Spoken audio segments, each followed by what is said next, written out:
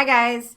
I am ready to read chapter 1 times 2 times 3. So 1 times 2 is, and 2 times 3 is. So it's chapter 6. Here we go in our numbed book. Feeling better, Mom asked when Benedict and I got back to the car. Absolutely, Benedict said. I held my watch in front of Benedict's face. Hey, if it takes 15 minutes to reach your house, what time will we drop you off? He gave me the right answer and said, I wonder how many telephone poles will pass on the way. Let's count them. 1, 2, 3. I counted along. We got up to 92. When we reached his place, before he stepped out of the car, he said, if you bring 12 toy soldiers to school tomorrow and I bring 15, we'll have 27, I said. Mom gave me a strange look. You shouldn't be bringing toys to school. We're not. We're just practicing for our math test. Actually, I was enjoying the ability just to do math. When we got home, I thought about studying for the test, but I figured the matheteria had pumped me so full of fresh math skills that I really didn't need to do any more studying. Sounds like a mistake. We'll find out. So I went over my social studies lesson instead, since I sometimes have a hard time remembering all those facts and dates. A while later, I heard Dad come home. Then Mom called me for dinner.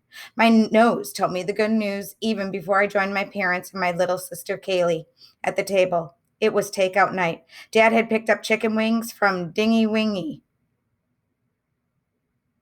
as it said on the side of the bucket.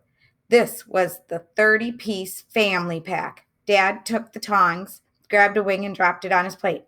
Then he gave one wing to Mom. That leaves 28, I thought. I was having fun doing math.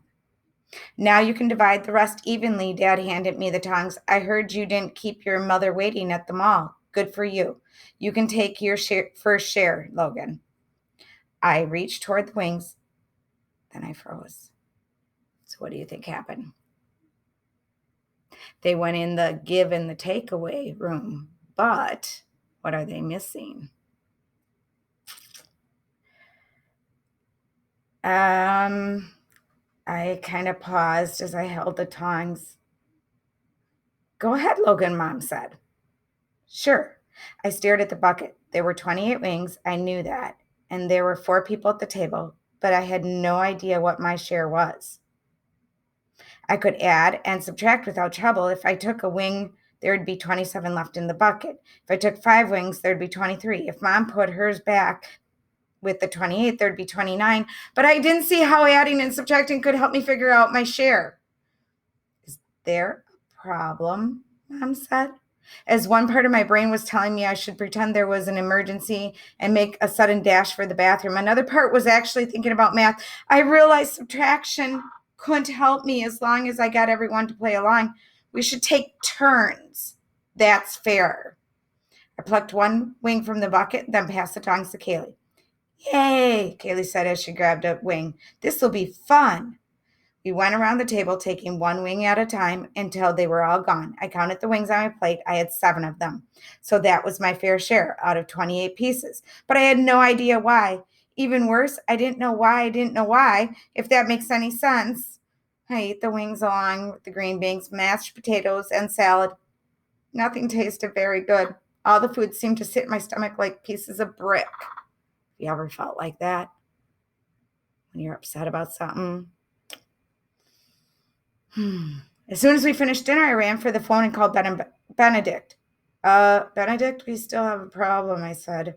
I know I was trying to study math so I wouldn't wreck the ice cream party.